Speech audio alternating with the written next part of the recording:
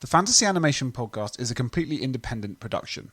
It is made by experts in the field. Chris is a lecturer in liberal arts and visual cultures education at King's College London and author of The Computer Animated Film, available in all good bookshops. And I, Alex that is, am a senior lecturer in film and media studies at the University of Portsmouth and author of Encountering the Impossible, the fantastic in Hollywood fantasy cinema, available in even better bookshops. We do this podcast to provide audiences with an informative and hopefully entertaining guide through the ways in which you can not only enjoy fantasy and animation, but study it, examine it, explore it, and of course, make it and have a career in it. I hope you enjoy the show.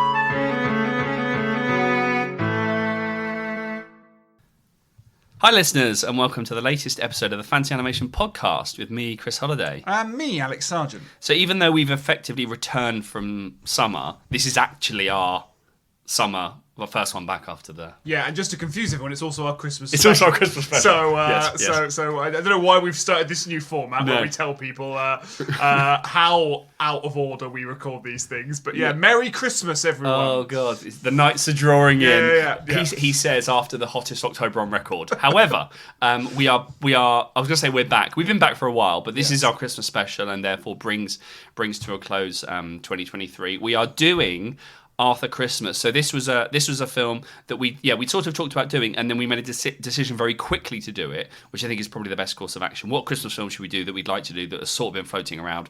Arthur Christmas. We've done Aardman before in various guises. We've actually done Aardman's other computer animated film, Flushed Away. This is their second and to date two of two film on realised through computer graphics. So it's interesting from my perspective. I've seen it many times. I've written about it.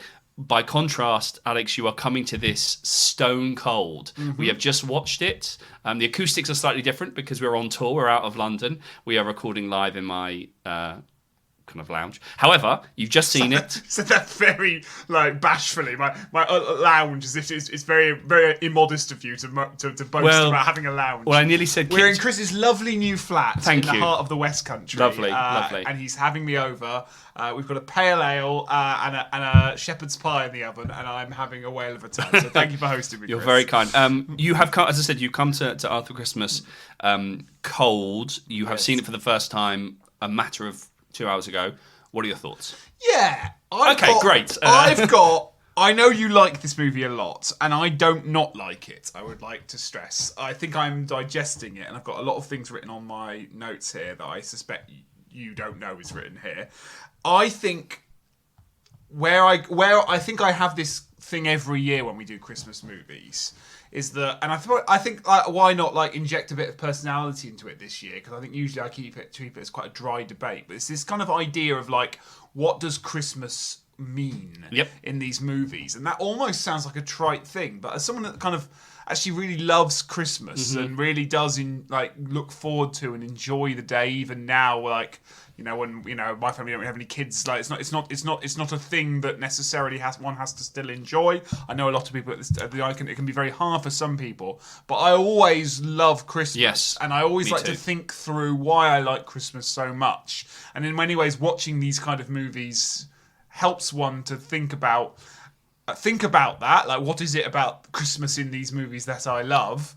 But it also often makes me feel quite precious about kind of new Christmas movies, as if almost like you're treating it like an adaptation, right? It's are they doing Christmas right? Yes, I see. Is this the way they're representing Christmas? Is this what I think Christmas is and what it isn't? So I tied myself up in a lot of intellectual knots and threads thinking about that while I was watching the movie, because it's a movie that is about Christmas. It is about the fantasy of Christmas, the reality of Christmas, and so many other things as well. Yeah. So I'm looking forward to digesting them over this delicious pale ale. Well, it's funny because there's only just a quick Google has told me there's not that much stuff written on Christmas movies. I mean, there's not much stuff that Google is just giving me. I'm sure there's lots of stuff, but in terms of things that have kind of come up, it's more the Hallmark Christmas movies. That type of Christmas movie, and then a book or a piece of writing from 20 years, Christmas at the Movies, the representation of Christmas in American, British, and European cinema. Sort of it. So I take your point that it does function like a series of adaptations because there and one could argue that Christmas functions as a genre. There is a melting pot, as Steve Neal would say. Christmas is always in play.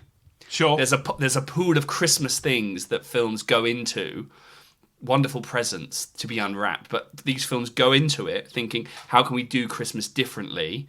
And I think this film, so one of the things I think this film does very well not very well, but one of the things I enjoy about it is that it takes a real technological angle to Christmas, which I do really like, and I've got things to say about that.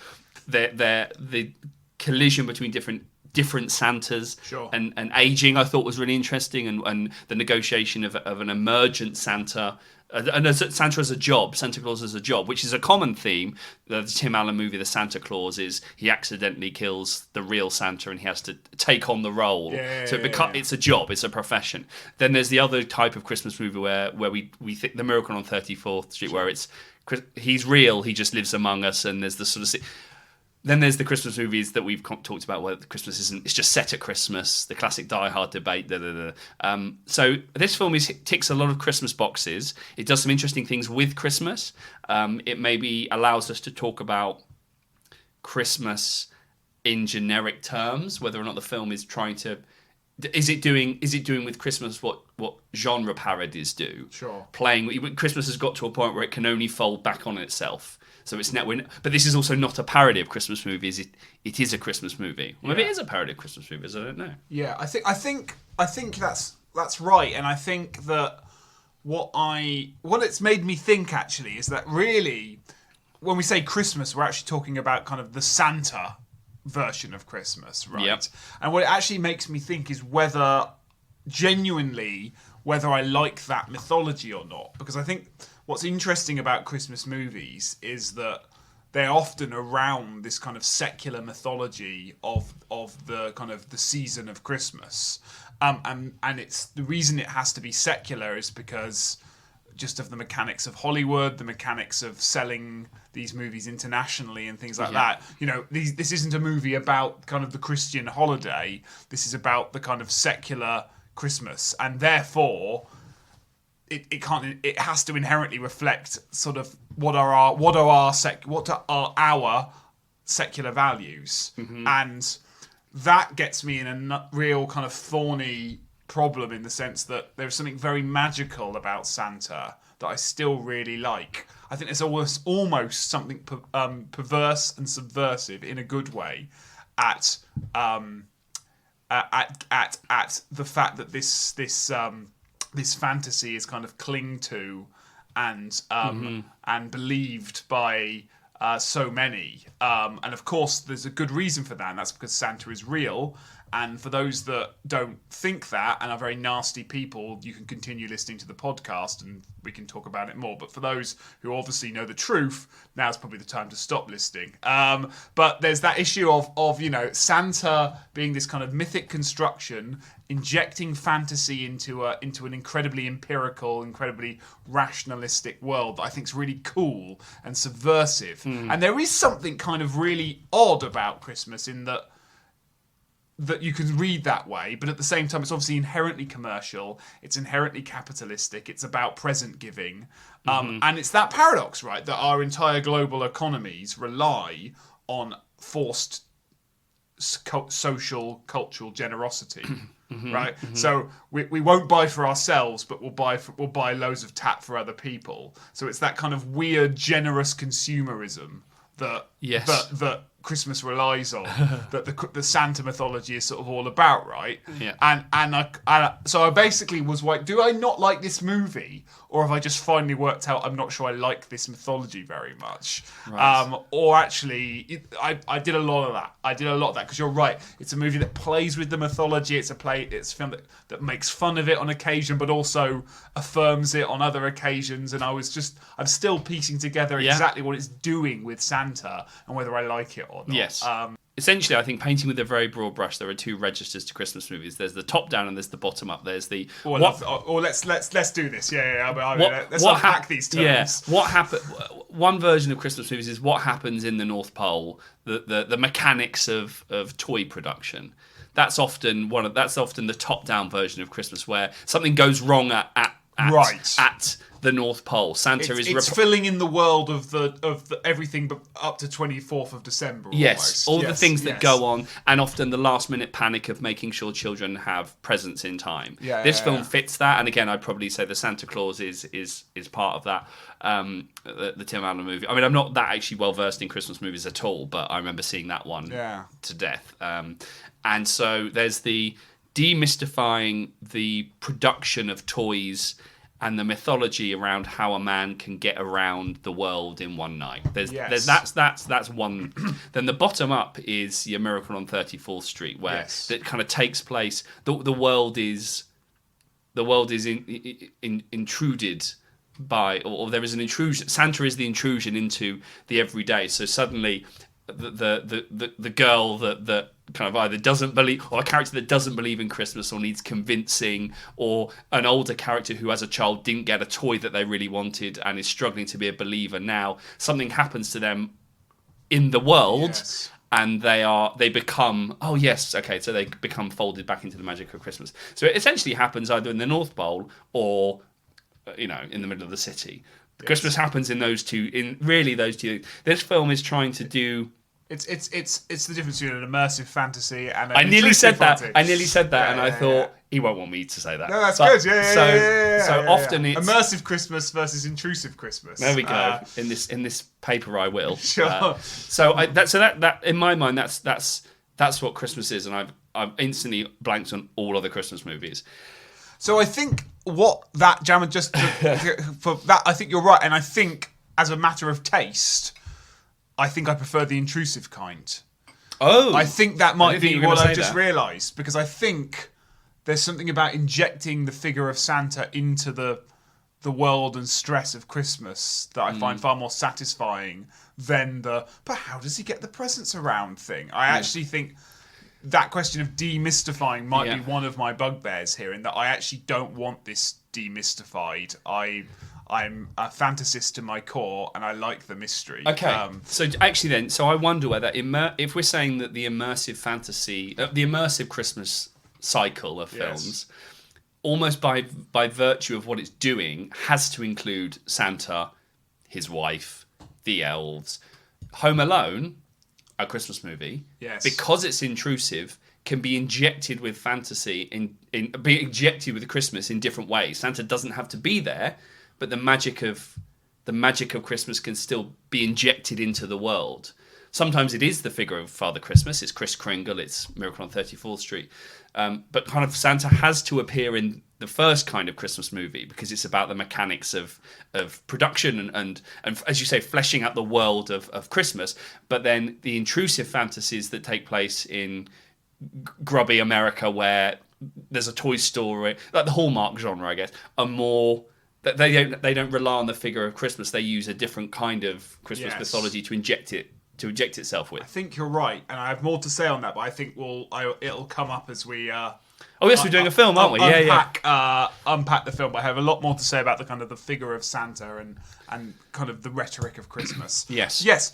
Do you want to give us the kind of synopsis here, Chris? This is your baby. I know this is a film you think about quite a lot, so more than I'm comfortable with, if I'm honest. I was going to say, as soon as we're past sort of Ash Wednesday, I'm off. You're off thinking about this movie. I'm thinking about this movie. Give us kind of what you see the synopsis of the film is. So it is basically Aardman. So we can talk about the production of the film later. It's, as I said, Aardman's second and last computer animated film released in 2011. Interesting because it's directed by a woman, very rare for computer animated films. Well, animation as a whole, I would say there's some interesting work on women in animation, of course, written by lots and lots of people. Mindy Johnson, Bella Honus-Rowe, for example, have written on women in animation. So this is a mainstream computer animated film, UK and US co-production, directed by Sarah Smith, written by a name that may be familiar to some listeners, Peter Bainham, who works a lot with Armando Iannucci, of Chris Morris, Alan Partridge, that sort of, and that's also why I like the film. I think there's the humour is particularly. It's a funny movie. It is a funny movie. There were some Sergeant giggles, which is not often the case when we do some film. Anyway, so the film is about the essentially it is demystifying how one man and his army of elves and his family, his extended family, can deliver films during the course of one night, kind of globally, and they kind of play with that, the local and the global. How does Santa? And it is revealed to be a very tight, well-oiled machine, operating from mission control in the North Pole. So Santa is a name that is kind of passed down through generations. So you have the Grand Santa, played by Bill Nighy. Then you have sort of Santa Claus in the film, which is Jim Broadbent, or as to give him his full name, Malcolm Claus. Then there is Hugh Laurie's Stephen Claus, who is the elder son of Malcolm and Margaret, and he's the sort of business. Yeah, he's the brains of the operation, or likes to think he's the brains of the operation, voiced by Hugh Laurie. Yeah, they call it like someone calls him a bureaucrat or a pen pusher, or he's words like that. He's that archetype. Yeah. And then there's the younger brother, clumsy.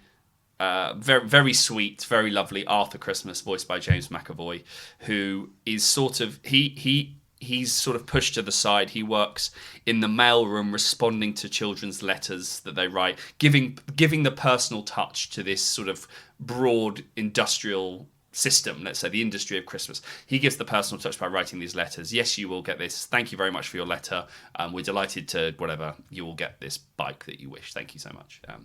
So all of these little arms work really well. The drama happens when one child is missed. So part of the absolutely heartbreaking. Yeah. So all of the film is basically a journey narrative about how Arthur Christmas, who joins up with the Grand Santa, who has sort of since retired. The actual Santa wants no part of it. Stephen Claus is feeling very cynical about the whole thing. He's not interested really. Steve Claus wants to be Santa, but in a kind of way that he's due a promotion. He's the next. It's basically Succession. Yes. Or indeed a senior lectureship application. Exactly. Yeah. So you've got the professor, you've got the reader, you've got the. In fact, you probably have got those in those four kind of 3-4 characters. You've got that. Sure. So. That's basically it. So you've got the kind of retired Grand Santa, you've got the kind of dopey actual Santa, you've got Stephen Claus, who, as you said, is waiting for his father to retire so he can assume the mantle of Santa Claus. And then there's Arthur Christmas, who has absolutely no interest in being. He's very clumsy. He also doesn't like heights. He's scared of kind of everything. He says in the film, scared is all I've got. So it's these four characters. The film is really about how those four characters keep Christmas together and keep it stable, ably supported by characters who definitely aren't inspired by the Minions, the elves. Yes. I should point out this is a co-production with Sony, so of course they're the Minions, however.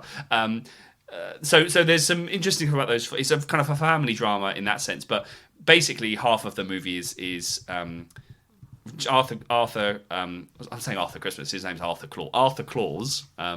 And Grand Santa trying to deliver the last present to the one child that's been missed.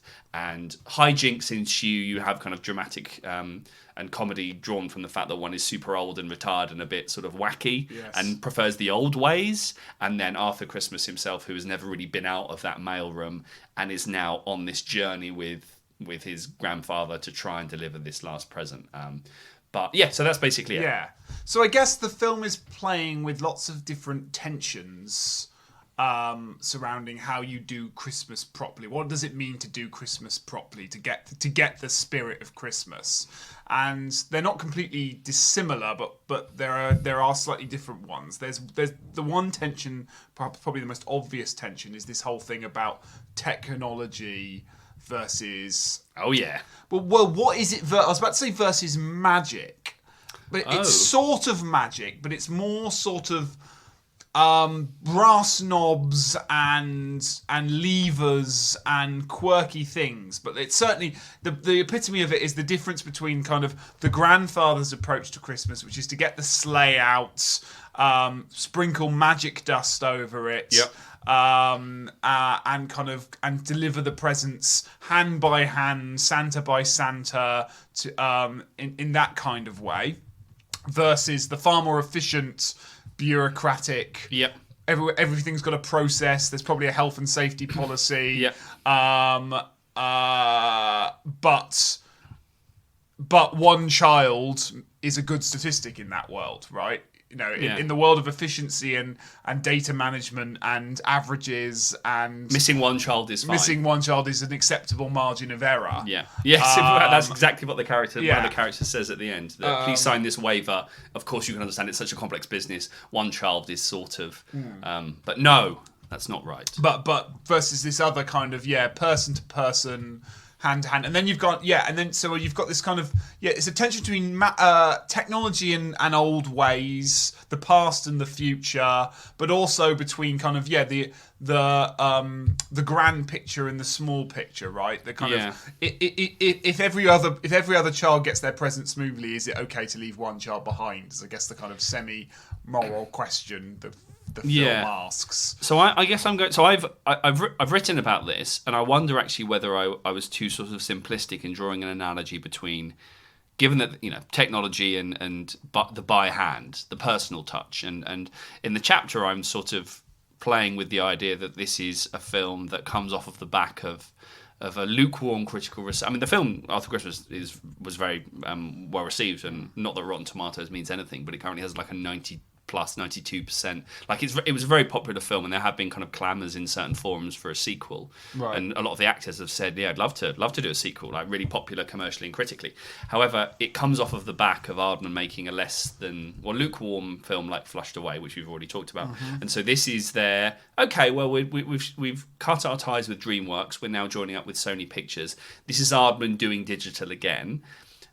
And I painted, I think, again with perhaps two broader strokes, the distinction between kind of the efficiency of a drone and the kind of mechanical, computerized distribution of presents, where, as you say, one child can be missed, and so therefore the kind of fallibility of that kind of automated delivery versus the old ways, the Eevee, this old brass, bit of wood, bit of brass that they go around the world in, sprinkled with magic dust. And I kind of made the distinction. Well, actually, Arthur's workspace, as he sits crouched over in this little office writing letters, he basically looks like an animator. He looks like a little hand-drawn animator working all hours, whatever, crouched at his desk, versus this big shiny world of Sony Pictures animation of technology.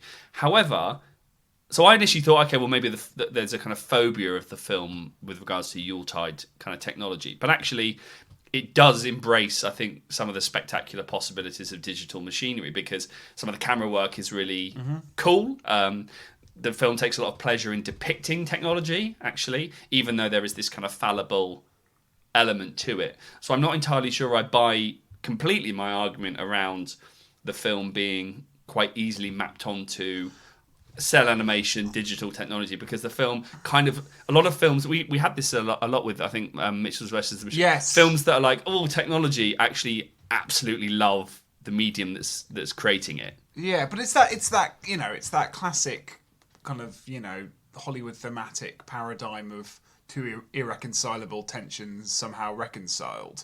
I don't mean that really as a criticism, but it's that, isn't it? It sets these binary oppositions, and the film kind of, you're right, it doesn't hate technology, but it's not in love with it, and it does love the brass, sheen. It loves the sleigh more than it loves the ship. Yeah. But I guess the film kind of ends with this begrudging kind of, well, technology's all well if it will get us, if it will mean we get to do what we wanted to do with the sleigh even better, but it can have the ability to kind of strip away old values, I guess is the idea. It's certainly, for most of it, quite technologically determinist. It's implied that it's it's the way they're doing it that's creating this mentality within the older brother and the Santa Claus, this kind of, oh well, does one child really matter kind of mentality, because of the way they've kind of bureaucratized and the way the technology almost kind of keeps them away literally from the, Santa kind of does this kind of mop-up mission where he lands on one house and kind of watches the elves do everything, but it's not Santa putting the present on under the tree anymore. So it's literally the technology is kind of dislocating them from the heart of the matter, and therefore they feel quite easy to be emotionally. But it ends by sort of saying, as long as you don't do that, you can still use technology. Yeah, and I certainly think there's at least, I think there's certainly, your reading isn't unavailable and probably available to lots of people who know a bit about the behind the scenes of that. And that's pretty much the position Aardman seems like they feel like they're in, right? Yes, that's the other thing, is that you're trying to map. You're trying to basically say that Arthur Christmas is Aardman. He versus his older brother, who is this, as you say, this digital. I won't say digital native, but because that's the other thing about the film, is that it doesn't. It's not going, well, we shouldn't do this. We shouldn't do this technology. And we don't really know what it was done like before. There are gestures to it, but it feels like this is just how Christmas is done. Yes, it's implied that he sort of says that I used to do that, basically sort of around, he keeps giving dates, but it's around about sort of mid-20th century, isn't it? He makes reference to war. The Cuban Missile Crisis. The Cuban Missile Crisis. Yeah. So it's implied about 50, in 1940s, 1950s, you could do it all with a sleigh in one night. Yep. As if that still was not, It's almost implied that it's because the world's population has boomed that we now need to. You just needed tech. Yeah, but whilst before the slave approach really was fine. So well, actually, this is This is why that it starts with this big letter from the child in question that becomes the kind of center of this narrative, asking these questions about how does Santa, the questions that all kids ask, how does Santa do this, how does Santa do that, and the parents' answer to that is to say, well, Santa's magic, he can do it anything. Yeah. And leaving it at that. Whilst the film's answer to that is to kind of, as you say, explain via technology. Yeah. So before, I'll ask you about the magic versus technology. Yes. I think so essentially, are we saying that the film is not sure about whether this is a complementary rather than adversarial relationship between sort of Aardman as stop motion film company, and Aardman as branching out into digital tech? I think for me it's encapsulated in the essentially the film's use of like satellite navigation and digital tech, insofar as it can get you to the right place as long as you put the right address in. So it's not that the tech is wrong, it's that maybe the people using it are not. So there's a couple of times it happens where they think that they've gone to the right place. First of all, Arthur and his Gram Santa have gone to the right place, and it turns out they've gone to Trulu in Spain or something like that. And then it happens again because the brother, Stephen, makes exactly the same. Mexico, actually. Mexico, sorry. Apologies to the Latin American listeners. Sure. They do quite well in Colombia, There we go. Thank you to that one listener. Or two, who knows. Sure. So there's something interesting about that, because those scenes seem to exist to sort of go, no, we don't hate technology. Yeah. We're just saying that in this film, like, idiots use it, and that's where the comedy is, and it's fine. Or idiots, or just, as I say, like, what's his name? Stephen Claus. Stephen Claus isn't an idiot, and he's not unkind, but his priorities are efficiency and getting it done. And the grander picture and organisational structure. Not uncaring or unthinking, but in a pattern of thought that can very easily remove. Well, as I say, like, Arthur's very much about this kind of emotional, face-to-face relationship with the people we're giving the gifts to. So my question then is, based on this thing of kind of magic. Yes. Do you? I mean, I don't know. Given what you said at the start about what is it about Christmas that we like, that you like, that sort of mythology, that secular mythology around this sort of season of Christmas. It is, and also Christmas is a kind of collective fantasy, I suppose. This emphasis on technology. I'm trying to think of another film that sort of does it with this. I mean, I've seen, again, there are films that show the kind of what's the factory floor. Sure. And the elves working and the kind of stuff that has to happen. But this is really quite an intense... So I just wondered what the relationship is between kind of technology and kind of magic in terms of what this does to a Christmas film that sort of says, no, it's just like a business. Is it like a super cynical film, I guess, is my question. Well, I don't think it is. Well, I don't think it thinks it is. Just a business. I don't think it thinks it is, but I think... Is it cynical? It's not...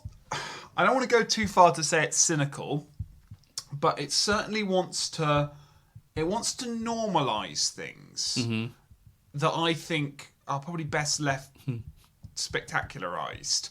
And this applies to the use of technology, so it wants to kind of explain how Christmas is done in a more rationalistic register than Santa can do anything. Yeah. But they also want to do it at the level of the figure of Santa.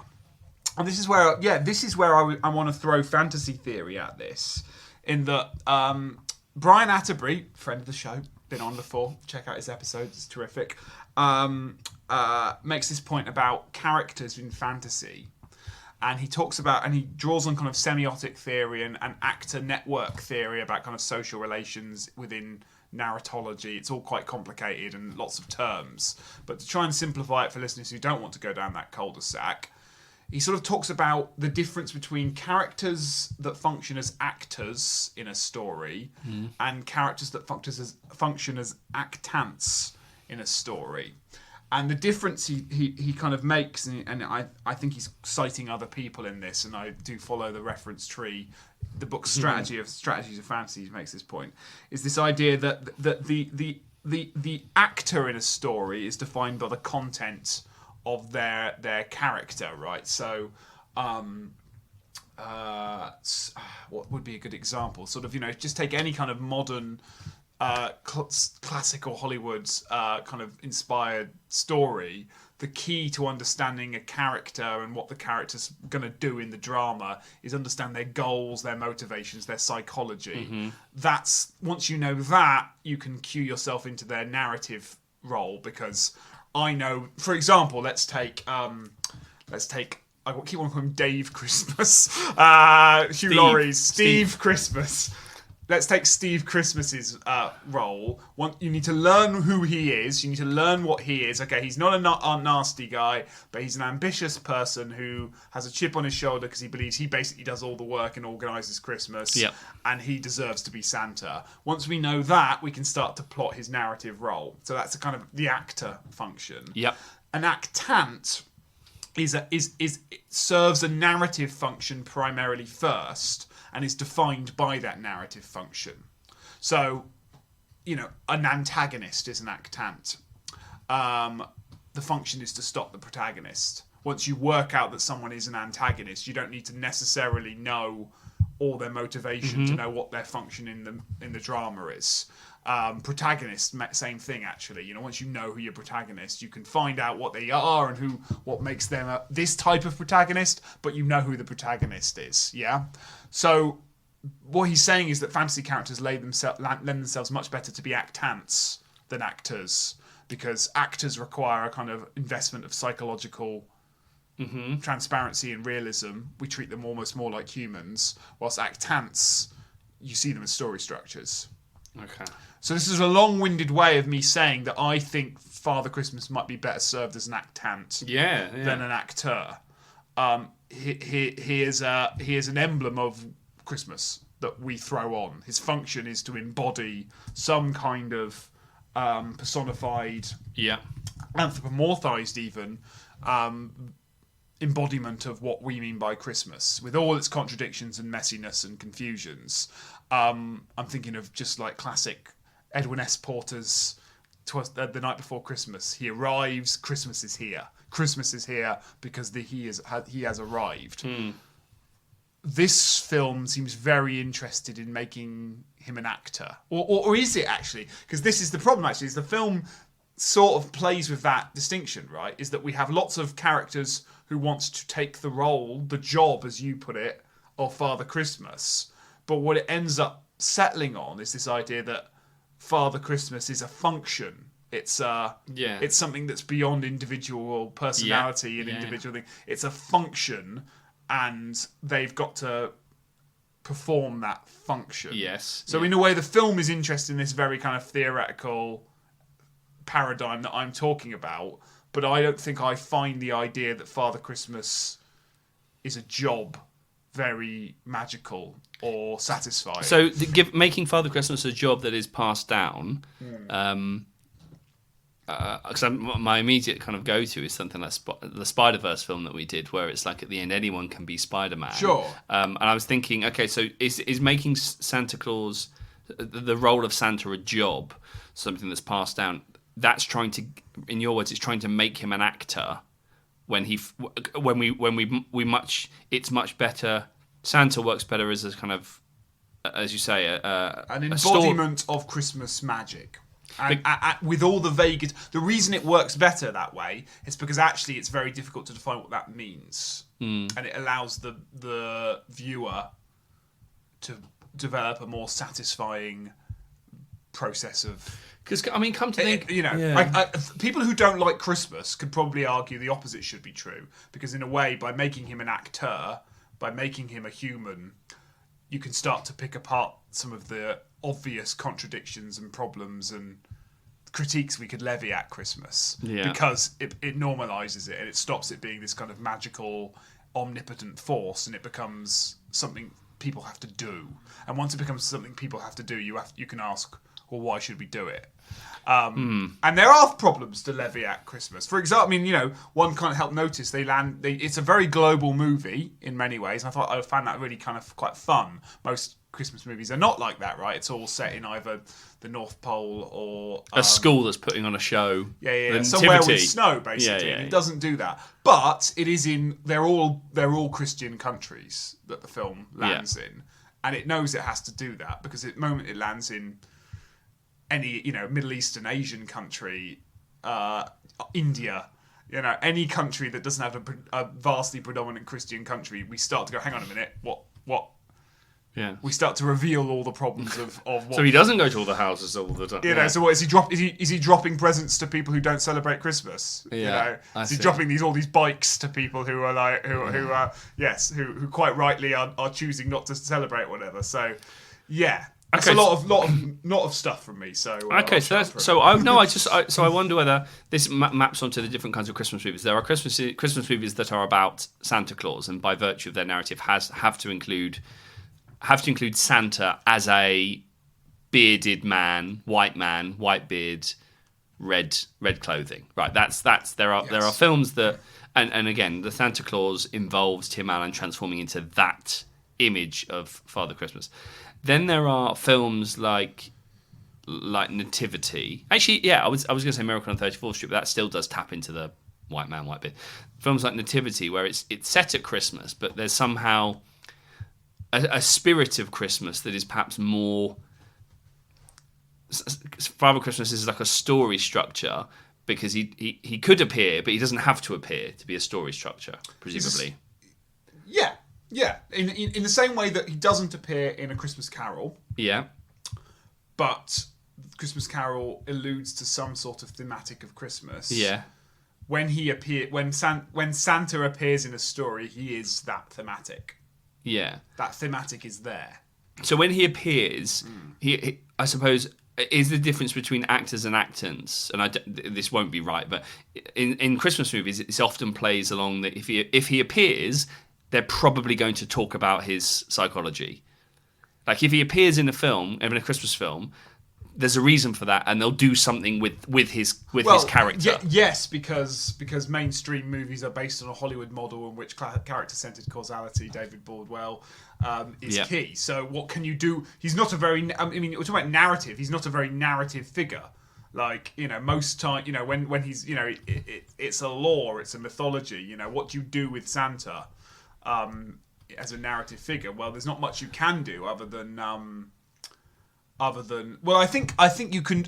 I think Miracle on 34th Street does it well, in the sense that there is this Santa that doesn't get completely humanized or embodied, but Yeah, it's not really an end to this. No, sentence. I'm just thinking about films like, okay, so for like Fred Claus, for example, that has Paul Giamatti as Father Christmas. Yeah. Something goes wrong, and Fred Claus, his down and out. I don't like any of these movies. Yeah, so the ones that, exactly. So the ones that try and give him a home life, or try and explore that side of things. So Fred Claus. I guess once you start dramatising that this is a job, once you start turning the function he plays, the character of Father Christmas, the actant of Father Christmas, once you dramatise that and make it a job someone has to take on, it asks a lot of questions about what that job is that doesn't happen if it's just an actant. Gotcha. Yeah. Because the reader, the viewer, whatever genre we're working in, whatever medium we're working in, gets to do that work for the role. Yeah. Whilst once you do it, you go, okay, so what is Santa's function in Arthur Christmas? Yeah. Is it to put a present under everyone's Christmas tree? Because if that's the function, then that's not my Santa. Hashtag not my Santa. That's not what embodies Christmas for me. Yeah. And I'm speaking quite subjectively. I'm talking about I'm using lots of fancy words to sort of really just review the movie. Like that's not what Christmas means to me. I don't care about that. And I don't necessarily think other people should care very much about that. And I know that is insane to say that Santa can embody something that isn't that, when that is that's what we know Santa does, right? But I think there is a way of doing it if you let Santa kind of not have this role, because then he just becomes this sort of giant toy manufacturer. Well, isn't there that? And I don't know if this is the kind of the Coca-Cola advert with the holidays are coming, which is our family anthem. Yes, that in all its weirdness, I think has more magic about Santa than right, because he remains an actant. Yes. Yeah. Okay. What's horrible about the advert, if you want to get all kind of anti-capitalist, which I'm very happy to do, is that they use that to inject a product with that magic, but the character remains functional and effective in it. So, because I was thinking, I don't think this is true. I'd like to know when someone will know the sort of when that image of Santa being solidified like that became solidified. Like that. Yes, I don't know enough about that, right? But I did read something. It was almost as much to do with. Obviously, I don't know when these commercials started, of course, but like he was sort of invented retroactively to sort of look like that. Anyway, there's that. I think it's hypocritical, but there's that whole thing about, is Santa red because of Coca-Cola, right? I don't think. No, I don't think it's true. But listeners writing the corrections. There's of course "'Twas the Night Before Christmas," the poem by Clement Clarke Moore, which is credited with kind of creating a lot. What year is that? He's going to Google it, everyone. He's going to Google it. 1823. Okay. And that's, it describes, that's where we get go dancer, and the reindeer's names, and a lot of the vernacular from that poem forges. What year was that? 1823. Okay, so according to Wikipedia. 60 years before the first Coke. Yeah. But I don't know if it's described as. I don't know if he's got a red jacket on in the poem. I would have to reread it. But a lot of the kind of, he has a sleigh. He has reindeer. These are the reindeer's names. Okay. He comes in. He leaves presents. That kind of thing. I mean, there's lots of stuff online. Which means it's probably and not behind a firewall, which means it's probably not true. Which is, did Coca-Cola invent the modern image of Santa Claus? So I mean, a lot of it will be kind of apocryphal, of course it will, but it kind of speaks to a bigger. Okay, so Santa is obviously always mediated, but I don't think Christmas movies are. I don't think there are many good Christmas movies about Santa. I think might be my. I got that from what you're. I can think of one movie that does Santa quite well, but it's weird. Well, I say one movie, one story, and everyone always forgets Santa's in the Chronicles of Narnia. Santa's in The Lion, the Witch, and the Wardrobe. There's a weird bit in The Lion, the Witch, and the Wardrobe where the Percival children are given weapons by Santa. Santa arrives because what does the White Witch do to Narnia? She makes it always winter but never Christmas. That's what they always say. And then Santa arrives showing that Christmas is coming, and he gives them weapons and teaches them how to fight the White Witch, and then he goes again. It's a mad bit in the story, and everyone always forgets it's there because it is weird. But he does function as an actant of Christmas there. So Google's telling me this is from the 20s and 30s. This sort of solidified image. Fine, right. That makes sense. So that's interesting. So it seems like that distinction that you're making between actors and actants can often play out quite simplistically in films where he does or doesn't appear, because when he does appear, there are often attempts made to psychologize his character that raise more questions than they answer. When he appears very briefly in a Coca-Cola advert, or whether he is more embodied as a spirit rather than a person with a wife, a factory, a younger brother, a dropout son, like all that kind of stuff that you feel are sort of quite unfulfilling. It seems like his kind of spectral role as an actant seems much better served. Yeah, I mean, it could be a less. It doesn't have to function like that. Like John Wick. Right, a film I didn't think we were going to mention today. No. John Wick, is he an actor or an actant? I would argue he's an actant. Like, do we really care about his psychology? Do we really care about his backstory? We recognise his narrative function and we go with it. Yeah. So it can be a degree of style and kind on this kind of stuff, but I don't think there are many good examples of Santa being in a movie for 90 minutes plus that doesn't do something I don't really want it to do, because it just makes the whole thing a bit either icky or confusing to me. I mean, we're at the risk of dwelling on this, because I think this is really... I don't think we've dwelt on it enough, Chris. I'm wondering whether it allows people... That distinction allows people... Or it's really the foundation of whether that people think stuff is a Christmas movie or not. The whole debate that we had last year on the podcast... and the conversations around Die Hard, a Christmas movie, yada, yada, all that sort of stuff.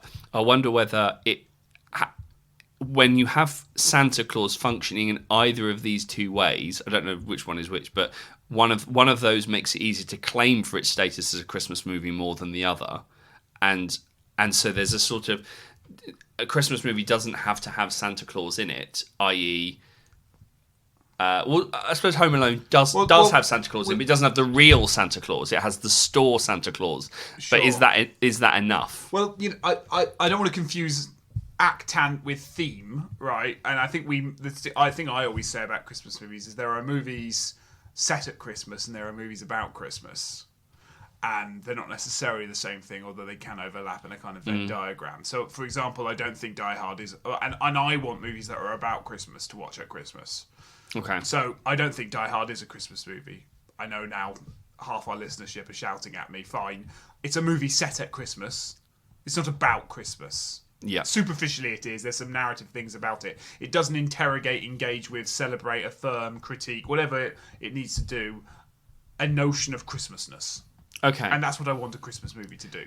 Does Arthur Christmas give you that notion of Christmasness? It does. Whether I enjoy its findings is what I'm trying to work out. But it definitely does engage with that, right? It is very interested in what makes Christmas Christmas. What makes Santa Santa. What makes this magical. What makes it not magical.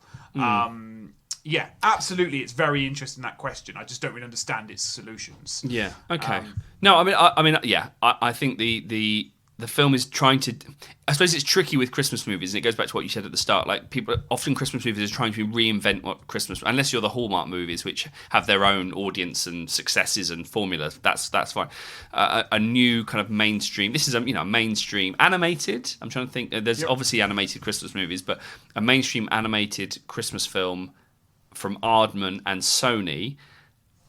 is trying to do it's got to do something new with Christmas. So I think in that sense it leans on, okay, what's the newest and the most modern thing of all, right? Well, technology. So we'll just lean into that, and that's really what it sort of got in terms of some of the kind of family connections. I've seen those before. I've seen those kind of tensions between, like Christmas Chronicles, for example, with Kurt Russell. It's like got his wife, like Mrs. Claus. It like there are jokes that she's doing everything really. Yeah. So I've seen the family. So it sort of takes the chosen son and the kind of the kind of layabout, but actually heart of gold.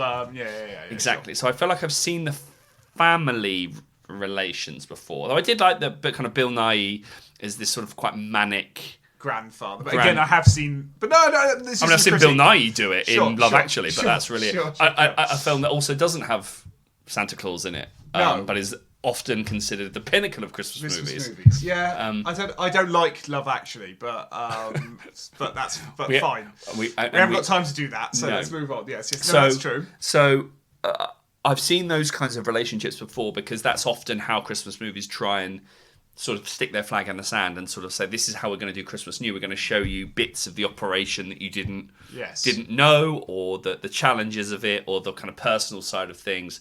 And often that's played for comedy. Like, that's kind of the point. The mechanics of it all are played for comedy. I get it. What this film tries to do is that it introduces... It kind of plays with the real technological sort of that plays with the technological imagery, like, as I said, really delights in the image of the drones and the control room and seats with espresso machines in, and it loves the sort of gadgetry of Christmas, while the toys are often bikes, and things that are not supported by flashing LED lights and sort of whirring things. Yes, in reality, everyone would be just getting an iPad, wouldn't they? Yes, but it's like, so the kids don't want that. The people who make Christmas love it. The people who want presents don't want that. Yes. They want stuff by hand. And I can't remember at the end of the film whether or not they, whether there's any sense that they've learnt their lesson. But the lesson of the movie isn't they shouldn't be giving people stuff. The lesson of the movie is just that the way they do it is a problem. So actually, the film has no problem with the fact that the essence of Christmas is everyone needs a bike, or that it's kind of because even the point is at the very, very end that Evie is destroyed, or Eve is the sled. Why is it called that? I missed that bit. Christmas Evie? I don't know. Is that it? I think so. It's. I mean, he says Evie. It's written here as Eve, but anyway. Right. So fine. It's that sort of the old ways are sacrificed, and Grand Santa has to kind of give up this archaic relic of his. The way that he used to do Christmas, basically, and used to run Christmas. So that is sacrificed, and then the new high-tech sort of system is rechristened Evie in honor of the old thing. But I don't know. It plays with this thing where magic is still present in the world because that's magic dust and but they just choose not to use it. They choose to use the technology. They choose to. So it's partly. Yeah, but in fairness, even the magic... This is why I would question the word magic, because even the magic dust is kind of... They explain what's in it, and I think that's implied that it's doing something that... It likes to provide some quasi-rationalistic explanation for almost all the magical elements of the movie, even if it doesn't try very hard. But the message of the movie is, it doesn't matter how you do Christmas, as long as you do it. Get it done, yeah. As long as you do it. And I'm not quite sure what it is. It seems to be making kids happy by buying them bikes. Mm-hmm. But you're right, the bikes implies... So I guess it's back. I think we've definitely had the Christmas debate once a year before, and now it's time to have, for the last bit of this podcast, the Aardman debate we always have, which is this very kind of confusing, is its nostalgia a problem or not? Is it lovely and quaint? Because there's something nostalgic about Christmas, and I love, but is its nostalgia a problem? Because people aren't getting bikes for Christmas, but it feels the need to pretend like they are. Otherwise, what? Otherwise, they don't like the idea of them all running around the world giving them iPads. Well, there's that weird. Okay, so there's that weird scene where there's a we both have a weird scene. Is it the bit where the kid wants the bike and doesn't let it go? Because that's my weird scene. No, my weird scene is before that, although that is a weird scene. My weird scene is where the grandfather clause... Yeah. And it comes after probably my favourite scene in the movie, which, because I'm the fantasy guy, is the bit where they get the sleigh out for the first time and off they go and the music soars. And then he says something like, I tried to write it down verbatim, but I might have got a word or two wrong. We Clauses used to be the only men who could fly. Nice. And I thought, what on earth does that mean? We used to be the only men that can fly, as in we now live in a world where there are planes, so we've lost our speciality. The use of the word men is interesting. Yeah. The fact it's clauses, so it's familial. It's we are the chosen hereditary race, and it all gets a bit white privilege, actually, if you really start to unpack it. This used to be our country. There's a, there is a line, and I nearly said, I don't know what the line is either, but there's something around we want Christmas to be white or something like that, and I was like, that's a weird sentence. I don't want to go too far with it, but it is that Aardman thing of like, Wallace and Gromit live in a world that doesn't exist anymore, and you kind of seem to want it back, and I'm trying to work out what it is you want back, because I don't want to say that like I would have to rewatch frame by frame, but certainly it's a white world, it's a Beano world, it's a 1940s to 1960s world. But that's also, it's not a world where Wallace gets a curry. Not to be really glib, but like it's not a post 70s world. Yeah, it's not a post mass immigration world. No. It's not a multicultural world, but it sometimes can allude to multi-races at least. We have Indian elves in this film, we have American elves, we have Latin American elves, but they're all elves doing Christmas. Yes.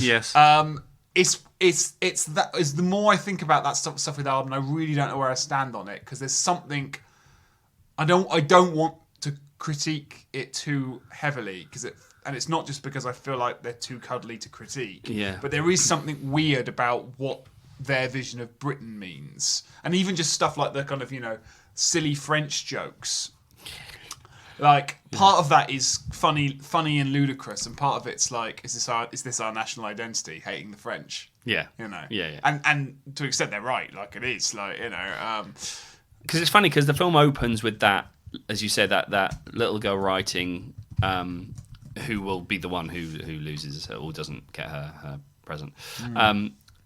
But the problem is that it tries to make Christmas local, because Aardman, that's how Aardman work. Aardman, they're not international. They don't partner with American studios. Even if they do, they're still local. So they're local. Well, they make. He's using air quotes, everyone. They make British movies. Yes. So that's and part of where the comedy and the fallibility lies when places and other parts of the world have the audacity to be named the same as places in this country. Yes, that's and it's hilarious. It's hilarious, and people they don't speak Spanish. And of course, why would he speak Spanish, despite the fact that like a lot of the world's population is Spanish? In fact, quite a lot of the world's Catholic population is Spanish. If we are hinging this to Christianity, which we definitely are, I would suggest Santa should learn Spanish. Particularly a procedural-loving, administrative-loving Santa. He should definitely know Spanish. But he doesn't, and it's hilarious that he might. So I wonder. I don't know. So that ambivalence of Aardman, it feels a little bit that they're trying to sort of play with. They're trying to be Aardman, as you said, like they make kind of British movies, and a lot of the humour and the way that we laugh at characters is their inability to. That they are so blinded by technology that they will turn up at the wrong place and look blankly. Because that's my weird scene, is when he sort of Steve at the end gives the little kid the bike and then realises that it's the wrong. So realises it's the wrong part of the world, and he's like, sorry. And he tries to take it back, and the kid's like, no, I need this bike. My happiness is contingent on having this extra present that I didn't know I was going to have. And so maybe the film is just a little bit confused and then what that ends up being is you have a Mexican child who's kind of coded as greedy, and a Cornish child that's lovely and waiting for her bike. Now, Cornwall's got a county with lots of different economic scales in it, and I don't quite know where the town is, and it doesn't look like one beset by rural poverty, although that is a problem in Cornwall. It looks like a lovely, quaint, middle-class Cornish fishing village. Yeah. So quite a nice house, isn't it? It's quite a nice house. So Arthur Christmas, I was reading the trivia. There's the Trellew, which is also the name of, in 1865, 150 Welsh emigrants sailed on the ships Mimosa to Patagonia, Argentina. So Trellew in Arthur Christmas is supposed to be in Cornwall, Yes. but it's so Trellew lies in Cornwall, and a fictionalized version of it appears in Arthur Christmas, but it's also the name of a place in Argentina. So it's it's playing with. Yeah, so there's a real Cornish village called Trellew, and rather than do the other real Trellew in Argentina, we'll just put it in Mexico. So a spokesman... I am being deliberately harsh, but like that's the bit that troubles me with Aardman. Yeah, a spokesman for Aardman said the reason Milo was chosen is because we wanted a typical... Why is Arthur Christmas set in Cornwall? We wanted a typical English village to stand out with a name that could be paired with a name in another part of the world. It's paired with Trellew in South America, but you need to see the film to find out why.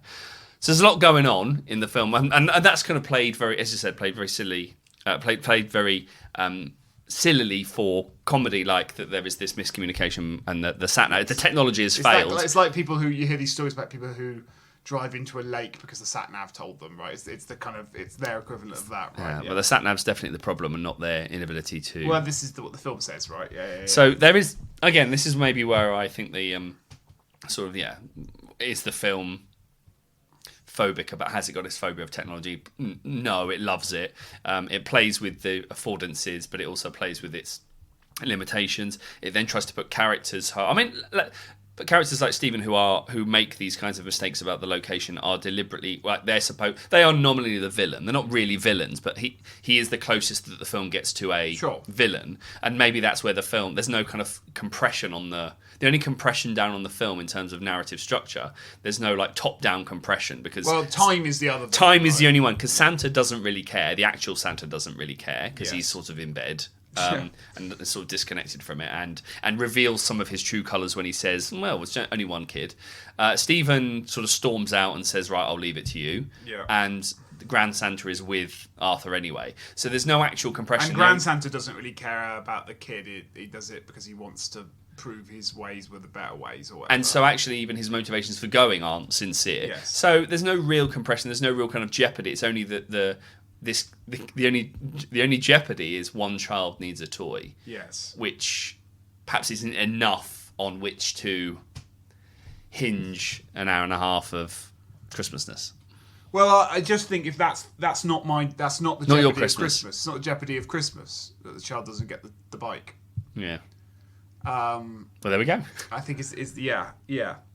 Hey, I think we've been a bit harsh on it. I think it's good. I think it's funny. It's funny. It's whimsical, and I think I don't think it provides necessarily that neat answers to any of these things. So I'm not claiming it presents any certainty in these factors. I think it's quite a negotiating movie in many ways. Yeah. I think maybe this is part of the problem when you read the technological narrative in and you say, okay, so it's an Aardman film, and so it's got that legacy of the handmade. It's trying to negotiate a new technology. It doesn't look very much like an Aardman movie. Yeah. There are a few characters here or there with the thin nose and the big eyes or whatever, but actually, as I've got written right at the start here, visual style not very Aardman-y. Compared to Flushed Away in a previous episode, which does look very Aardman-y. So. Yes. I don't know. Interesting. Yes, it has imperfections in the characters in other ways, and sort of course, like many computer animated films, it tries to it exaggerates and challenge. And I think actually part of what the film, there's a little bit where part of the reason that they say that there was a problem with the child not having a toy. A present is glitching, which is of course one of the main reasons, the main ways the digital has been understood as this error. An error of the digital is a glitch, and so it's trying to. The film it uses in its character design ways through exaggeration and there are a few tweaks to the design that suggest that it's exaggerated, but you're right that it's not the by hand flushed away wide mouths. And Flushed Away was very particular in the way that it synthesised Aardman's character design with digital technology. Arthur Christmas doesn't use that. It's the second of these two films, so it doesn't quite have the same kinds of character design as the other films, and maybe it tries to reflect its negotiation with technology narratively rather than through character design. Yeah, I think that's right. We're going to end the podcast with a Christmas quiz. Jim Broadbent and Bill Nighy are both in this movie. Bill Nighy plays Jim Broadbent's father. Yep. In reality, they are separated by 1 year. Who's the older one? I reckon Jim Broadbent. Broadbent or Nighy? Listeners, place your bets now. Broadbent or Nighy? The answer is Jim Broadbent is 74. Bill Nighy is 73. Yeah. Okay. So Broadbent's 1 year older than Nighy. Okay. Don't know what that means. Well, I would say Nighy does a very good. I mean, he does in Love Actually. He's basically playing his Love Actually character, a kind of like wacky, slightly addled, slightly less lecherous. Slightly less lecherous, and with no desire to put out a Christmas single. Although actually, that's also true of his character in Love Actually. He's not really interested in that. And you said actually, as we finish this movie, the one thing I really hate about Christmas movies is that desire to put out a Christmas single of like, you know. 'Twas the Night Before Christmas, done by Ariana Grande with robots. That's my pet hate with Christmas movies is the new interpretation of "You better not." So I think in a many ways that's my problem with this movie is the new interpretation with robots of something that I could have just watched the Santa Claus the movie again. There you go. Fair enough. All right. Fair enough. Well, I'll see. We'll have a lovely Christmas, everybody, with all its contradictions and confusions. If you're a fan of the year, then enjoy it. You don't get to enjoy too many things in life, so just enjoy what you can. For those who find it a harder time of the year, we'll see you on the other side. We'll be back in January for another episode. We're going to take a week or two off just to do all the things we've just described, and we'll be back in January. But otherwise, we'll see you back in January, or we'll see you this time next year for another debate about the nature of Christmas, and some other movie that we'll dredge from Christmas. The annals of my something else that's on my DVD shelf that we can do quickly. Sure. But now we're gonna have a pale ale and a shepherd's pie. Merry Christmas, everyone. Bye.